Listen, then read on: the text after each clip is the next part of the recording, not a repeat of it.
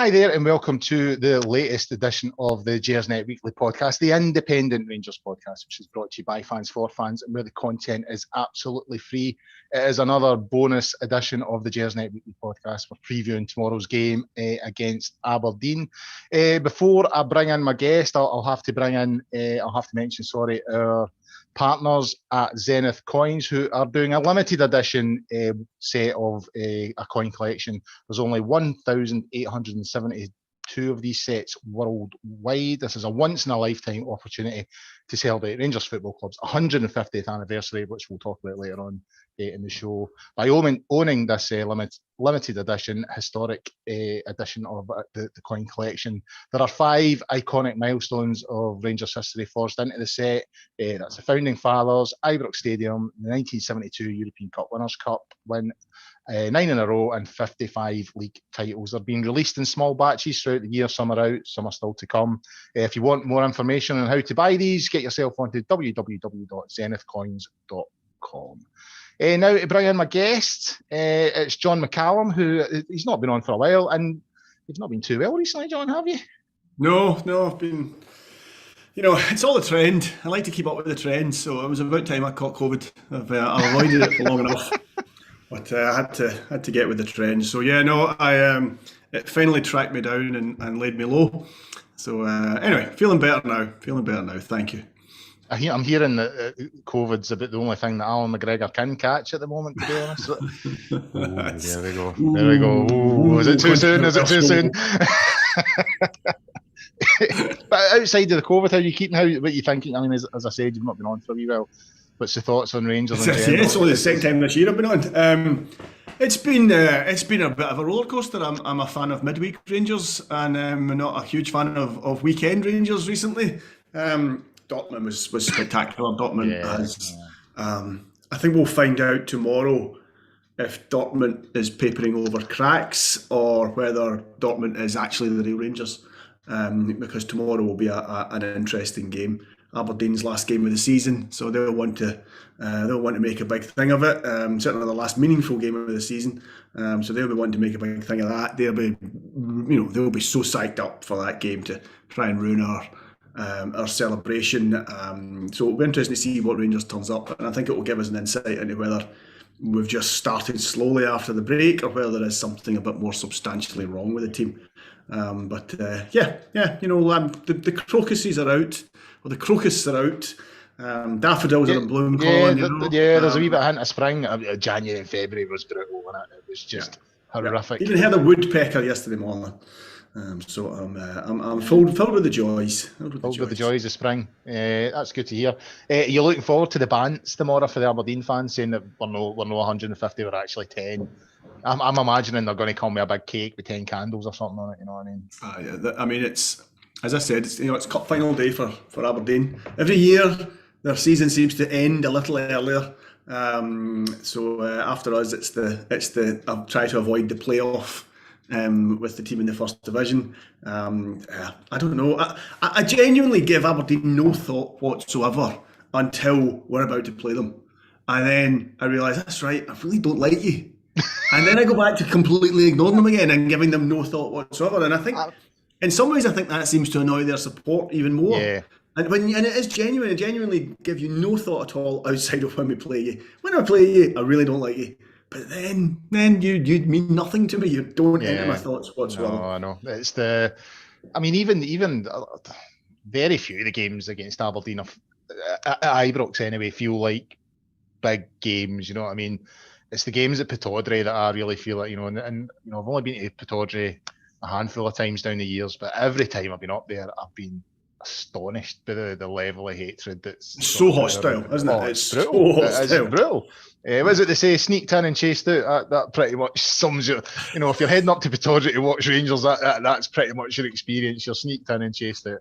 But I mean, I don't think it's quite as hostile a fixture at Ibrox, but I'm sure there'll be a few twists and turns tomorrow, given the we'll be wearing a different kit, which we'll come on and speak about.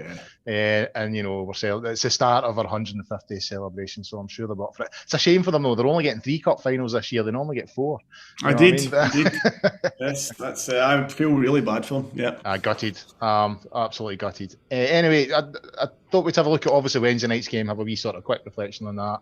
Have a good chat about this proposed friendly in Australia. I'll get your views on that, John, which would be interesting, and then obviously we'll have a look at tomorrow's game. So Wednesday night, John, I don't know how you felt about it.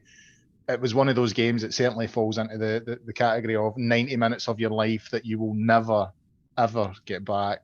Horrible night in Perth. It looked to me like they'd forked the pitch a wee bit, put a few bumps on it.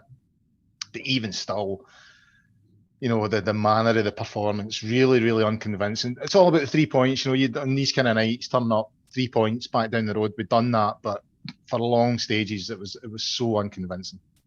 It was. Here's why it was even worse for me. I managed to miss the first 5 minutes, so I didn't even see the goal. The goal? I just got 85 minutes of utter turgid rubbish. It was just terrible. Oh, John, I feel for you. COVID and then missing the only moment of the that's game. It. No, life's not going my way just now. No, it's not. It was just, it was enough to put you off football. It was just a terrible advertisement for the game. St Johnstone having a poor season. They're clearly in battle mode to try and eke out anything they can get from a game, but they are a poor team. The lad Hendry up front, who I had no idea was Colin Hendry's son. He needs to get the hair going before we'll agree on that paternity. But he was the kind of one kind of bright spark in their team. But as was pointed out, he doesn't ever get in the box. And beyond that, there's not a football player in that St Johnstone team. It's quite a distance of fallen. This time last season they were a team to give anyone a game. They were just horrendous. A horrendous attempt at a football team, and unfortunately Rangers managed to fall down to their level. 2 or 3 moments from Morelos where he would lay the ball off, and beyond that, we didn't seem capable of passing the ball 3 or 4 times. It was just terrible. The pitch was bad. It's a Wednesday night in February or early March, but even then, it's no excuse. We should have had more. It was a poor game. And some strange game management. And I know we're going to come on to that in a little second, but some strange game management that left you scratching your head, thinking, half this team could be substituted just now, and it surely would improve. It was crying out for a substitute. It was crying out for some fresh legs, some creativity, somebody coming on to show, right, you know what, you guys have been dire. I'm going to be the guy that can abs the headlines here. Yeah. It's beyond me why it didn't happen. I mean, in terms of St Johnson's slump this year, I think that's on me, because at the start of the season, I was having a wee chat with David Wren on the WhatsApp, and I tipped Livingston to plummet and Martindale to be the one that would disappear. He's had one good season and he'll disappear, and that Callum Davidson would push on. And of course, it was totally the other way around. Martindale really has done well this season, and Callum Davidson has. And of course, Martindale didn't at the start, Colin. I thought there I'm right again. I've nailed it. But no, the season struggled. But you have to say fair play. He's turned that round, and fingers crossed that he will continue that this weekend. Yeah. But on to Gio's lack of subs, I totally agree with you. I mean, there's 1 or 2 in that team who looked flat out. I think Arfield in particular just looks like it actually looks so bad. I was thinking, I would be actually saying it to the gaffer. Going to take me off. They were so flat looking, and it just really puzzled me. And it's obviously caused a bit of not a media storm, but it's caused a lot of attention. He was asked about it in his press conference today, and he just sort of said, I don't care about subs, just care about the 3 points. But, Jordan Campbell had a good thing in the Athletic this week, saying, it does kind of look like he's focused on a group of players, and there's some that it looks like he just does not trust at all. Obviously no Hollander, no Jack, no Aaron Ramsey on Wednesday night. So you would have to look at that bench and say, well, a lot of those guys, people like Borna and stuff like that, he obviously just does not trust. But what does that say about it? I mean, what does that say about the recruitment? What does that say about players like, Scott Wright, Kemar Roof, Sakala, No, because those are the sort of three players I would say that were on the bench at the time. You would think, right, get them on it, especially Sakala. I thought Sakala would have come on at some point. I think over the last two games, it's 5 subs you're allowed per game, so that's 10 opportunities to make a substitute over the last 2 games. Gio's only used them once, 1 sub over 2 games. That and what 18th first minute or something he brought Roof on. Yeah.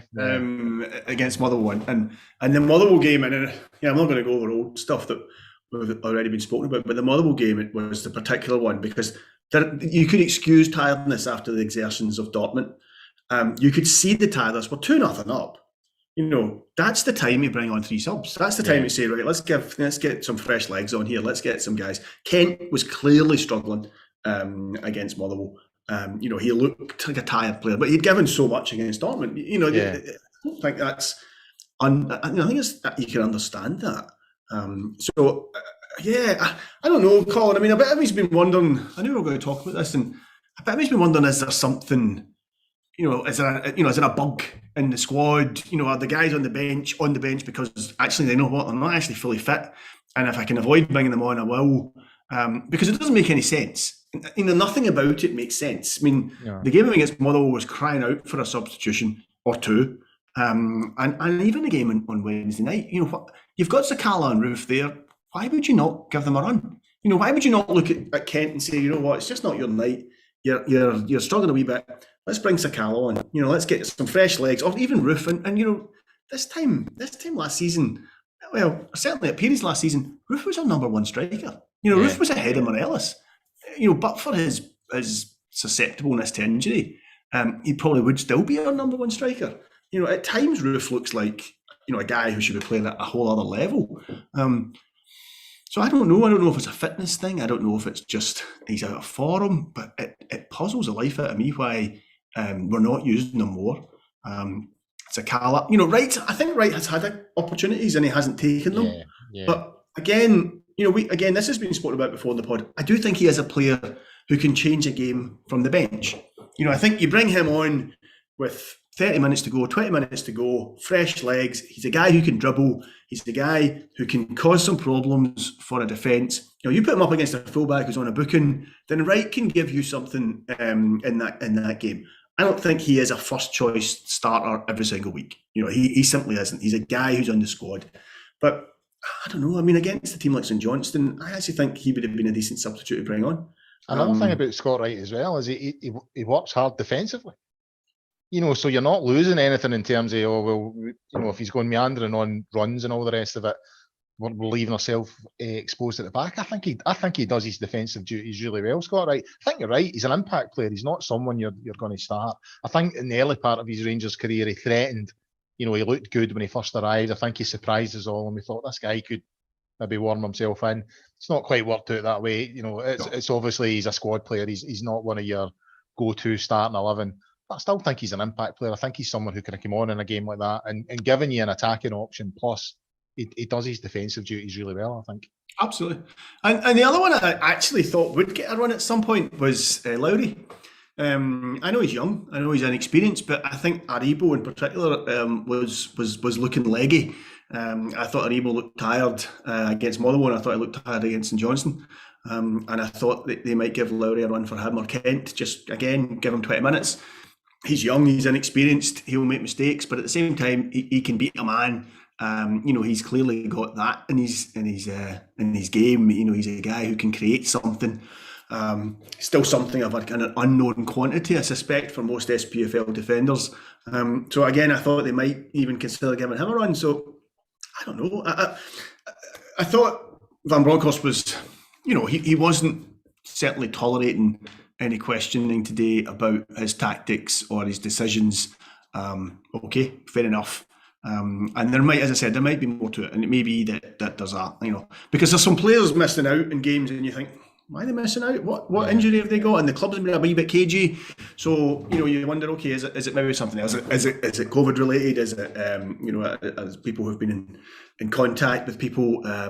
Is it to do with just a bug that's going round? I don't know. I'm hoping it's that, because otherwise it doesn't make any sense. Otherwise it's just sheer baffling. If you're playing 2 games a week, Colin, you know this yourself. Playing 2 games a week, you need to use your squad, because the squad won't last. That 11 that's starting just now won't last if you keep playing them. They're already looking. Some of those players are already looking a bit jaded, if you ask me. And yeah, I mean, I do wonder. Part of me is thinking, maybe he just wants the second goal and that security before he makes the changes. But he had that on Sunday, and he never made the changes. So it's game was won on Sunday. The game. What annoyed me on Sunday was game management. An actual part of that was making the substitutions at the right time, giving fresh legs and impetus to the team. Because everybody knew that at half time they were going to come out and have a real go because they've nothing to lose. They might as well lose 4-0. So they might as well come and have a go. They made changes. Their changes worked. It's not a great look. It's very disappointing. Particularly disappointing with what had happened in the earlier game. It was not only 2 points dropped, but 2 vital points dropped at a time when we could have started putting pressure on Celtic. So very frustrating. And if we'd closed that gap, we win tomorrow. We're top of the league, and that puts real pressure on them. Absolutely, going into Sunday. And we don't know how that Celtic team will react to pressure. Yeah, it was bitterly disappointing. One final comment about Wednesday, and I think this is linked to what we're about to talk about in terms of the proposed friendly with Celtic in November in the Sydney Challenge Cup, is it? The Sydney Super Cup or whatever it is. Some really disappointing choices from the songbook, so to speak. Some songs that I haven't heard. It was like 1982 again, wasn't it? Yeah, it was a good number of years, and it certainly felt like a reaction to the announcement and a sort of message to the board that the supporters aren't happy. But again, I've said this loads of time on this pod that I saw a couple of guys that had been at the game saying, I'm seeing guys commenting who weren't at the game, moaning about the songbook. Well, if you weren't at the game, you don't have a voice, blah, blah, blah. And another guy saying, that mob over the road hate us. They've done this to us. They've done that to us. I'm thinking, well, I get that, mate. I know what Celtic have been like over the last 10 years. I would say longer than 10 years. I think I really started to become suspicious of how Celtic were operating in about 2008 with what they'd done around, extending the season and some of the stuff that went in then. But, no liking Celtic and being angry at Celtic and wanting the board to sort of take action and do things differently is one thing. Reacting in a way that damages you more than it damages them, I find that utterly bizarre. I really do, because that's all it does. And somebody said, we could end up in trouble for this. And someone's like, that'll never happen. I'm thinking, well, UEFA partially closed their stadium not that long ago. We're still, I think we're still on a sort of suspended sentence. If anything else happens, we could be looking at a full closure. I just don't get it. I just don't get why. I'm not going to sit here that I'm innocent here. In my younger days, I've sang a lot of these songs, not all of them, but I've sang the Billy Boys and all the rest of it when I was younger. I got to a certain stage when I thought, what, that's just not me anymore. I don't really think it represents Rangers in the best possible way. And so in my sort of mid-20s or something like that, I was like, I'm done with this. It doesn't. I don't get in and out it. I don't consider myself religious. I don't think it helps the club, so I binned it. I get the wanting to feel part of, the tribal thing and all that, but when it's going to the extent that it's actually damaging the club more than anything else, that's the main thing it does. It damages the club and the image of the support more than anything else. I don't get why supporters continue to engage in it. Yeah, no, I mean, I don't have a huge amount to add to that, Colin. I mean, it was the tin hat on a poor night. Unfortunately, some of the support were nearly as bad as the team. I don't know either. It seems a strange way to protest against something that's unpopular. I don't see what is gained by some of those songs. When you look at some of them, you're listening to some and you're thinking, how do the people even know that song? I mean, literally songs I have not heard since the mid-80s were coming out, and you think, where's this coming from? Why? And I understand the frustration, and we'll talk about it because I think we share it about this daft game. But that is not the way. They had banners. They told the board what they thought. That's absolutely fine.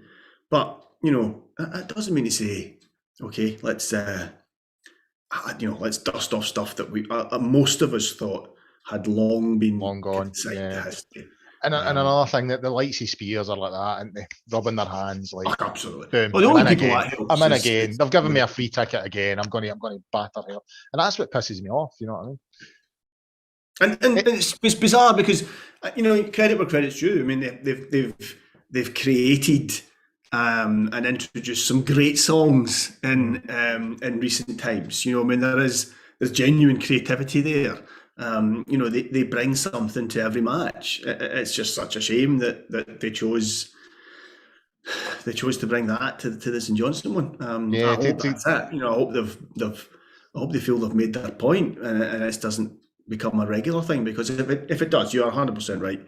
There are people waiting with bated breath for Rangers supporters to do things like this. Absolutely waiting. They will like nothing better than to take advantage of that. Why would we let them? Why would you invite that on the club? It's beyond. Yeah, that's. I don't think it's boxing very clever, but I don't want to over labour the point onto the point that they were protesting about.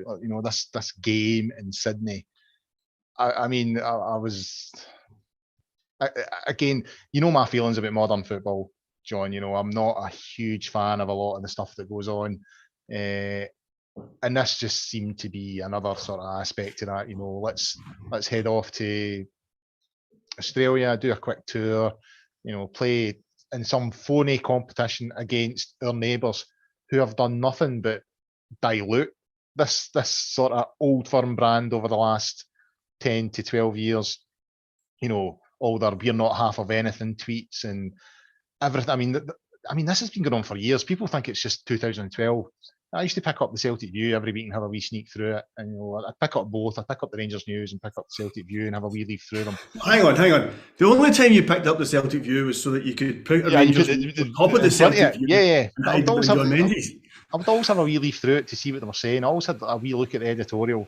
And this would be about 2007. The editorial, the editor at the time said, "You'll have noticed we don't use the word that describes the derby between us and Rangers. It's because we don't consider ourselves part of that with them on anything, blah, blah, blah. And you'll not see it in the pages of this publication ever again." And that was sort of 2012. So Celtic have been sort of, they've been really promoting this "we're not half of anything" thing for a long, long time. Well, apparently they are. If it means earning $3 million for a week's work, they're very much part of it. And I think that's what pisses the Rangers support off. It's certainly what pisses me off. If you're going to dilute a rivalry and a fixture that goes back over 150 years or whatever, then they've not been around 150 years. There's only some clubs in Glasgow have been around 150 years. Yeah, this is very true. Some other clubs are simply blow-ins.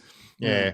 Well, if you're going to dilute that, if you're going to make that pub, then you stick by it. You know what I mean? You don't switch it on and off as and when it suits you.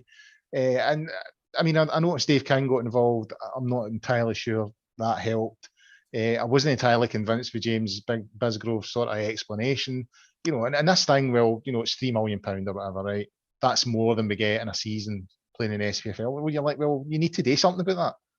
You shouldn't need to sell your soul, so to speak, and fly over to the other side of the world to play in a dummy tournament that doesn't really matter to match the earnings that you get in Scotland. You should be doing something to get a better deal in this country in terms of TV and stuff like that. So overall, I must admit I was really disappointed with it, and it's not for me at all. No. I mean, I lived in Australia, and at the time I lived in Australia, I mean, the internet wasn't something that I'd even heard of, far less it be something around. So, following Rangers from Australia, and there are thousands of Rangers supporters in Australia. So following Rangers from Australia, can at times be challenging because of the time differences. It is a bit odd being in Australia and watching Rangers play live in Glasgow. It's strange, but at the same time, it's a connection with home, something that never leaves you.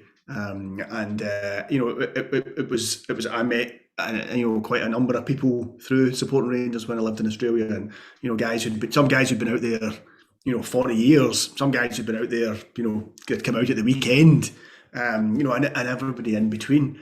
And suppose the only positive you can say in this is that it will be nice for guys who are out there, who've been out there a long time, who don't get home very often to see Rangers play.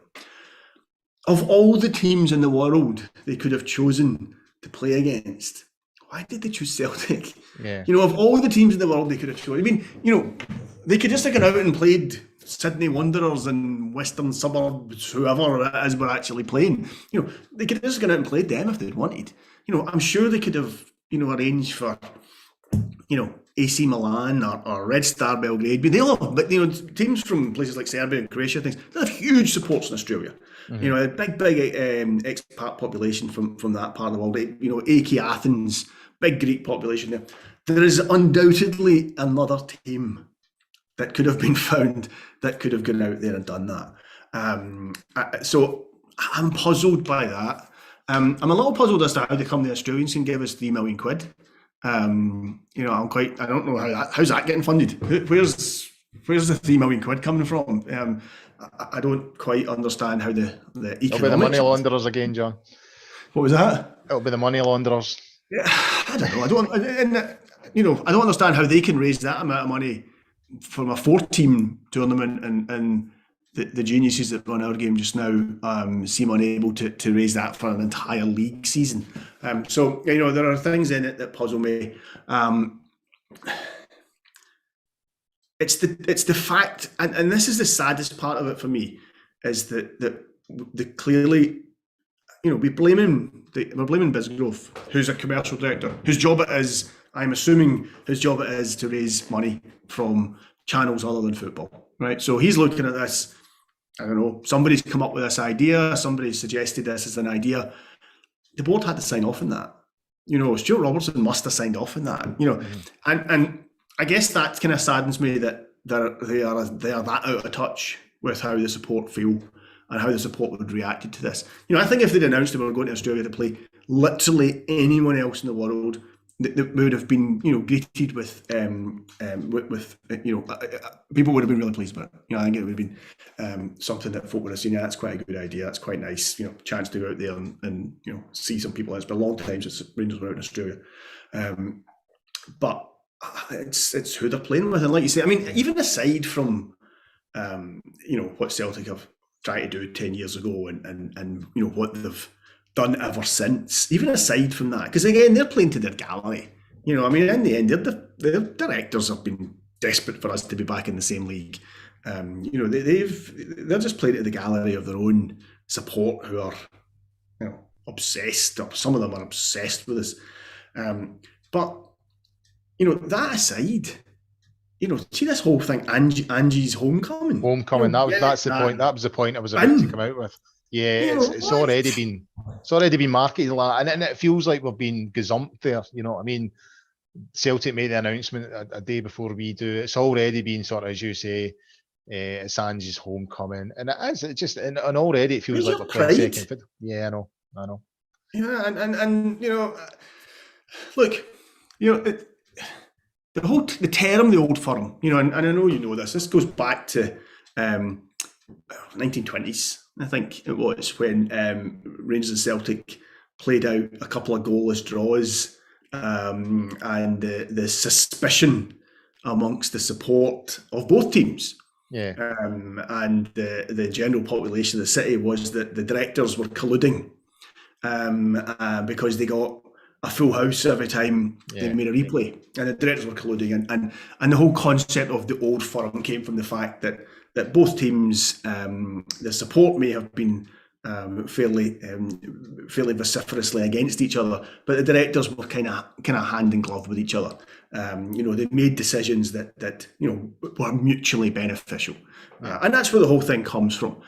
That was absolutely put on its head 10 years ago. Celtic, let's be quite frank here, Celtic tried to kill us. Celtic wanted us dead, or some of them did, and actively looked like they did everything they could to literally kill us off. So, the term the old firm may still exist, it may still be used, but in reality, the clubs have not worked like that. They certainly haven't worked as some sort of joint partnership since then. And so I'm a bit surprised at this. This is a change that the club's working together again in this way is a surprise. I don't know. I haven't spoken to too many Celtic fans this week, so I don't know how their support are taking to this. But I suspect the more unhinged in their support can't be too pleased about it. A universally unpopular decision made for money, I think we have to be realistic, Colin. We know, you and I, we've talked about this before. The club needs money. The club needs to find revenue streams, and if someone offers you a lot of money, then you would need to sit down and say, is this worth it? But they've set a pretty low bar here, I think, though, John, haven't they? That's the point. They've set a low bar here. Absolutely. Absolutely. Why don't we just play Celtic every week then? If it's just about money, but it's not just about money. In our 150th year, with everything that's happened to the club, it just all feels wrong. It just feels like, you know what, the club wouldn't be where they are just now if it wasn't for the support sticking by them and forcing change when change needed made. If the club hadn't stuck by them when they went down the divisions, and then the club had the support hadn't forced change, when the people in charge didn't have the club's best interests, and forced that change through. I don't know. It feels like just a very, very bad decision. I don't know. I hope they can reverse it. I hope they can say, right, you know what, we've listened and it's fine. We need to take a hit on this, so we'll have to arrange something else, and you better turn up. Yeah. But it's just a I don't know. You mentioned it, I think, at the start, modern football. It does feel like that. It just feels like, you know what, someone's offered us money. We really don't care what you think. You'll keep coming anyway because you're idiots. Yeah, that's the way football's felt for a number of years to me. You know what I mean? That's why I ended up me and my mate started going to work. That's how I ended up going to games like Pollock and Cayman and all that kind of thing, because it doesn't have that same feeling. There's a more honest feel to it. You know what I mean? It's cheaper. You still get to stand. You can have a pint. You get a pint for £4 and it came on. But you don't feel like you're getting bent over and, shaken of every cent that you've got. I mean, look at Rangers. There's two things that have kind of annoyed me with Rangers this week. One was obviously the trip to Australia. Two, another jersey, this Legends game that they're actually bringing that jersey. Castore have only been there. What's annoying is it's quite a nice jersey. I know. Don't bring one out that I like. They seem to save all their nicest designs for the tops that they never fucking wear. But I mean, that's by the by. But how many 70 quids do they think supporters have? You know what I mean? It's just in my jers and all the rest of it. It's just, and that's how I've ended up, gradually started to go to sort of junior games and all the rest of it, because you get the same buzz and the same, that same sense of being at something, communal, and everyone wants to be there, and it's a good laugh, and you're with your mates, you're having a pint, you're watching a game of football, but without that feeling of getting fleeced, you know what I mean, and multi-million pound players driving away in their Ferraris or whatever. That's how I've ended up on the sort of road that I'm on, and this felt like another step in it. It just felt, I don't think Rangers will change their mind in this. I might be wrong. I think this is the start of similar things in the future. I think if this goes well, this Rangers Celtic thing will start doing a tour of duty around other areas where, like North America and all that kind of thing. Well, someone tried to do it. I mean, I don't know, not that long ago, maybe 3-4 years ago, someone tried to put one on in Boston. Rangers and Celtic were going to play, and I mean, you've seen it in England. You've seen, some of the bigger English teams meeting in friendlies in, Thailand and Florida and various different parts of the world. It is the way it's been going, but I just, and it's maybe unfair. I kind of view English top league football like in England now. It's like the cinema. It can be entertaining, but it's not real. Yeah. Football in Scotland, for all its faults, and it has many, but for all its faults, it's real. Our loves and our hates are real. There's nothing manufactured about them. There's nothing fabricated about them. They are real. We have to put up with fucking garbage like Wednesday night. That's what we need to put up with to get the Borussia Dortmund. That's a million miles away for a tourist league Wednesday night, isn't it? You know what I mean? You're not going to get folks standing there with taking photos with their iPhones and stuff like that. A game like Wednesday night. And so there's still and I know what you're saying about going to see junior football. I go to see football at all different levels as well, and but there is still something about Scottish football that you require to be committed, and this kind of feels like perhaps the first step along the road to the kind of football that we now see. The Real Madrid and it's like the Harlem Globetrotters. It's almost. I still get scarred with this whole thing about finishing fourth in England. And I still can't get my head around it. I know it's all about money. I know it's why things, but it's this got to finish fourth.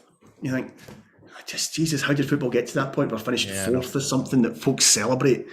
And something like the FA Cup becomes a byproduct. No one's that bored with it. If they win it, aye, great, but it's not something they're setting out to do. No, we'd rather finish fourth bottom than win the FA Cup, and it's a shame because that's not how supporters feel, and that's not how supporters think. And the more detached you become from your support, the less of a club you become, and the day will come when you need to. I'm interested to see what happens with Chelsea in the coming months, because when Big Roman cashes in his 1.5 billion loan, is that what you're talking about? Or else they get nationalised or whatever it is that's going to happen to them.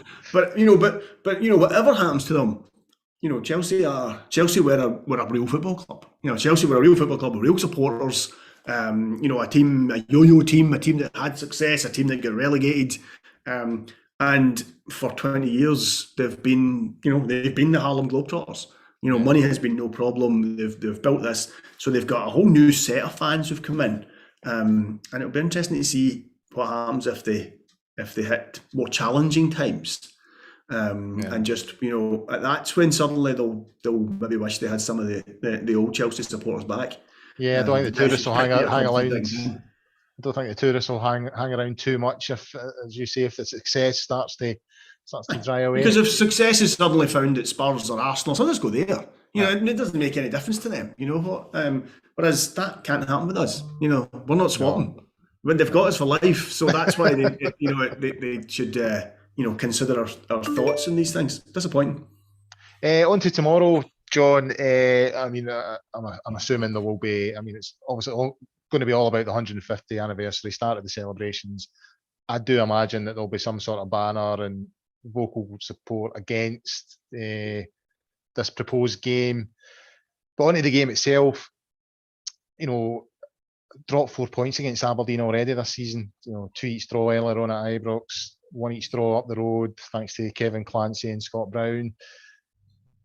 The way the league's going now, we're 3 points behind at the moment. We can't continue that sort of form against Aberdeen, especially a club that's in 10th place at the moment. We need to go into this game tomorrow, get the 3 points, and put some pressure on Celtic. They're going into a tricky game against Livingston on Sunday. It's annoying because, like you say, Aberdeen are having a terrible season. That they obviously they've changed manager. I'm loath to say it, but I actually think Goodwin's not a bad appointment for them. I think he could prove to be a decent appointment for them, but he's working with the players that are there just now. They got hammered by Hearts the other night. They're not. They haven't. There's not been a new manager bounce as such.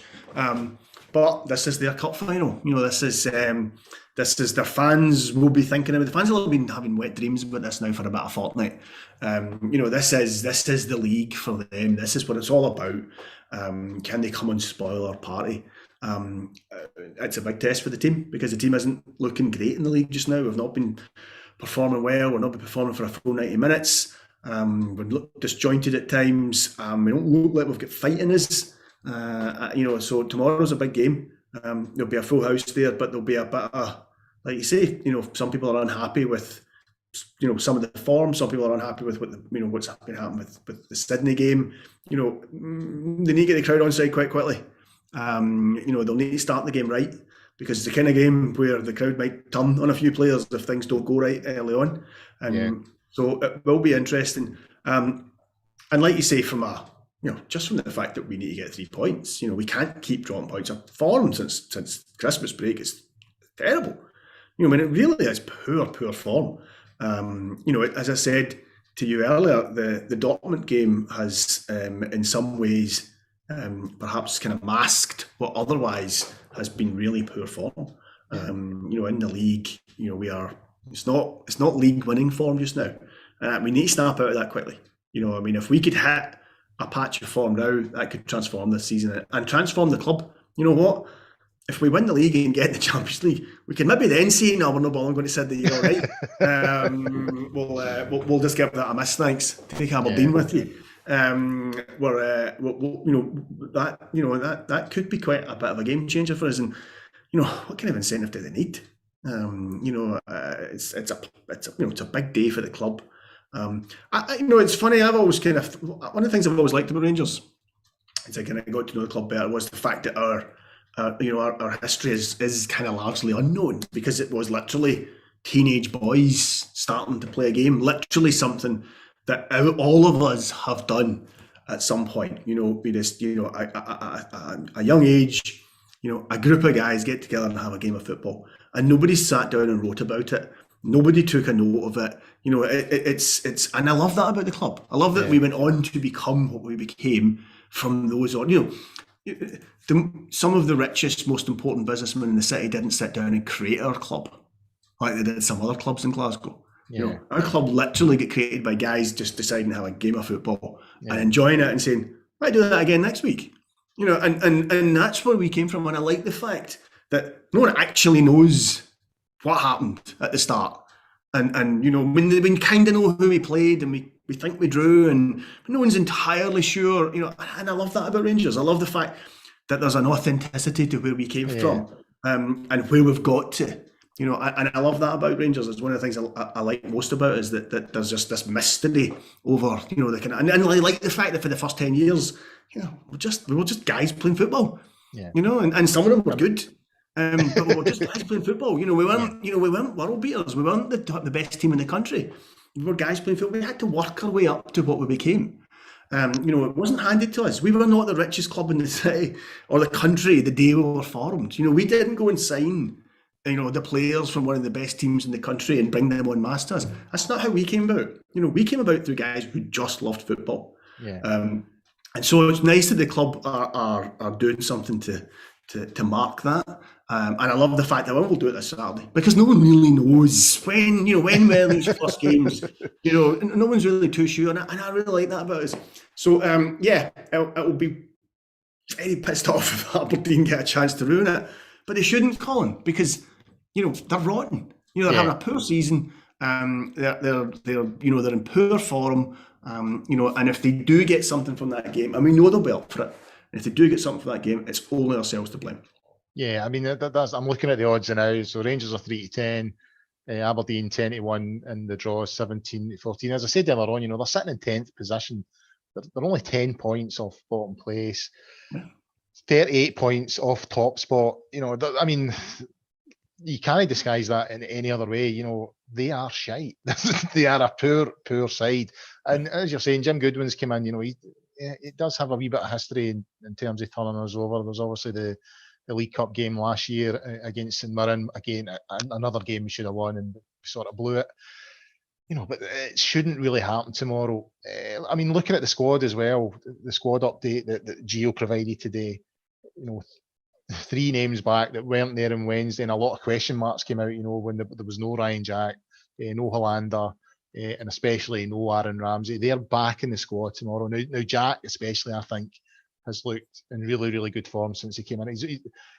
Hollander's looked like a player that's coming back from a long-term injury. Jack hasn't. I think Jack's just come in and just, boom, that's how he was playing before he got injured, and he's right back into it. Aaron Ramsey, I really wanted to sort of focus on him. It was a major coup when we got him. I don't think anyone thought we'd get a player like that at this stage in his career. When it was first mooted on sort of deadline day, I was like, no danger. And then by sort of 12, 2 o'clock, you're like, oh, actually, there's a chance. Before 5 o'clock, it's like, oh, this is on. And then he comes through the door, and you think we've got this great player. It's not really happened so far. I mean, I know that we're not paying a huge amount of his wages, but it's still a sizable fee to pay someone for 3-4 months or whatever it is. I think he's only played half an hour. I mean, he didn't featuring the squad at all on Wednesday, you were like, right, here we go. This is just the same reoccurring thing that he's had in Juve, but so he's back in the squad tomorrow. That's good to see, and I think it'd be unlikely that he starts, but it would be good to see him start. Yeah, I don't think he'll start, but it would be good to see him on the bench. It would be nice to be 4 up and bring him on for the last half hour. But if he's on the bench, let's be honest, he's not getting on the pitch then, is he? Judging on the last couple of games. But look, there's a bit of talk about Ramsey and just how wise it was to bring him in. I kind of feel you can't judge it just yet. I think you have to wait until the end of the season. So far, it's not been a great bit of business. So far he hasn't really contributed. It's not been a great bit of business. But let's wait and see. That there's still quite a few games to go, and if he can get fit, then he's as good a player as there is in the country. If he can get himself fit, the club obviously felt that they could get him fit and they could keep him fit and he could come in and do something, and he still might. And I think we just have to wait and see if that happens. As I said, it's not looking like a great bit of business, but let's see what. I don't think it's fair to judge him just yet. Jack coming back though, I think that's I do hope he starts tomorrow, because I think we're a better team when he starts. Yeah. When Jack plays, Lundstrom looks like a player. And it's no criticism of Kamara, who I'm very, very fond of, but you really notice Jack when he's not there. You realise what he does. You realise how he knits that entire team together, how he makes the defence more comfortable, how he allows the fullbacks to come into attack, and how he links up the rest of that midfield. And on top of that, I think he's the kind of player that Scott Brown's not intimidating him. Scott Brown's not noising him up. No. He's the kind of player who will deal with that. And I would be very, very pleased to see him back. I'd be happier to see him in the team than Ramsey, to be honest with you. But it would certainly be nice to see Ramsey on the bench. And I agree about Helander. Helander just needs games. He just needs to kind of play his way back into fitness. I'm not sure if Aberdeen is the team or the game to bring him in. I suspect if Balogun's fit, he'll start. He also needs games, to be fair. He's also been out for a while and has kind of been in and out the team since he came back. But I think if he was fit, I would start with Balogun. I don't think Barisic. Barisic is only getting that team if Bassi has to play somewhere else. It's remarkable, Colin. Bassi's our first choice at left back now. Yeah. He's been threatening. He's been threatening that all season. I think. I think all season he's been threatening. I think the Celtic game was a turning point. I think he's now, the performance that Borna put in that night was embarrassing, I thought, and it's a long way back from, I think. Yeah, I've heard people say he's a confidence player, and I know exactly what they mean. But this isn't the stage of the season for him to try and find his confidence again. In the end, he needs to go and figure out some other way of doing that. Yeah. Go and talk to a shrink, go and work with the coaches somewhere. But Bassi, I think, is our first choice left back, and rightly so. He's looked good. He's been the bright spot, or one of the bright spots in the team since the turn of the year. His form at centre half and then again at left back has been exceptional. Putting him at left back in the second half of the Dortmund game changed that game. That tactical change and allowing him to get forward because Barisic simply wasn't doing it. Barisic's confidence was gone. Every Barisic pass made was backwards. And suddenly Bassi was there driving us forward, and it made a difference. And he could cause them problems tomorrow. They don't have anyone in their team who can deal with Bassi in full flight like that. And I think that if we get I don't know what the team is going to be, but I don't imagine it's going to be that different, from the other night. I think I wouldn't be, if Jack's fit, I suspect he'll come in instead of Kamara. But other than that, I think it will probably be the same team that started and finished the other night. And that team is good enough to beat Aberdeen. Yeah. That's a team that's definitely good enough to beat Aberdeen. Ryan, we know that Scott Brown is going to target Morelos and he's going to target Kent because they're our two most dangerous players. And we know he's going to target them. And he's had success in the past, and Kent needs to show that he can, he can take whatever Scott Brown brings, and all Kent has to do is set up goals or score them himself, and that shuts up Scott Brown. Don't take the bait. Don't take the bait, because that's what Scott Brown's going to be doing tomorrow. And the best way of shutting him up is to win the game. That's how you do it. Absolutely. On Aberdeen, I mean, I don't think we do need to overly worry about Scott Brown. I mean, I think he was influential in the last game at Pittodrie, but more from a refereeing perspective, and the fact that he had Kevin Clancy's ear all night and practically refereed that game. I was having a look at the stats today. The main men in that Aberdeen team are, to me, it seems anyways, Christian Ramirez and Lewis Ferguson. Ramirez, 10 goals, 27 appearances. 2 big blue noses. Yeah, 7 goals and 27 for Lewis Ferguson. I mean, Lewis Ferguson, he scored the penalty at Pittodrie there. He has a player that's hurt us previously. I think he scored that header in the semi-final a couple of seasons back as well. Those are the only 2 guys that we genuinely need to worry about. I think if we keep them quiet, then, as you say, there's no one else really in that Aberdeen team. Maybe is the fullback, the young fullback they've got, is he fit? Is he injured? I'm not sure. What's his name? Calvin somebody, Calvin Ram? Is it Calvin Ramsey? Have I just made that up? So a young fullback. Yeah. I think actually he's a player. I've seen him a couple of times, and I've thought, no, actually, you could be a player. If you can leave Aberdeen and go somewhere half decent, actually, I think you can be a player.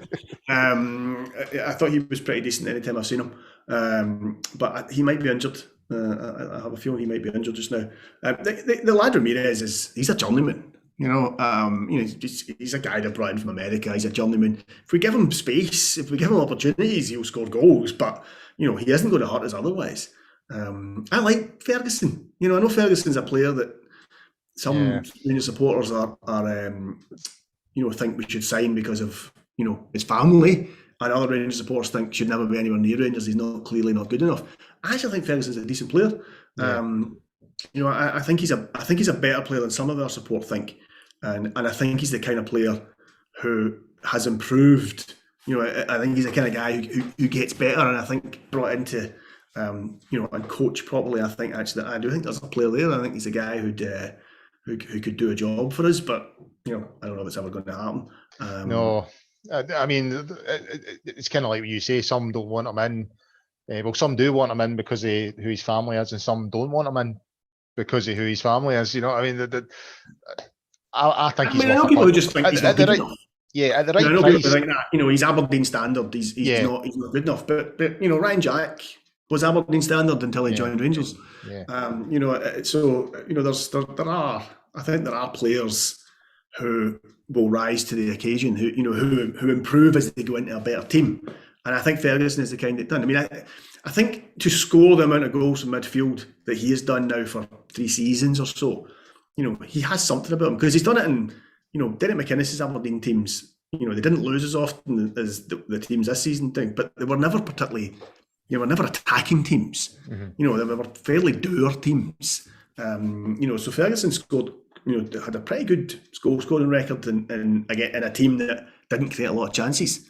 And even this season, I don't know, a few of them have come from the penalty spot, but even this season, he's still scoring goals in a team that are playing appallingly, that have had a terrible season. So, plus it would annoy them if we bought him.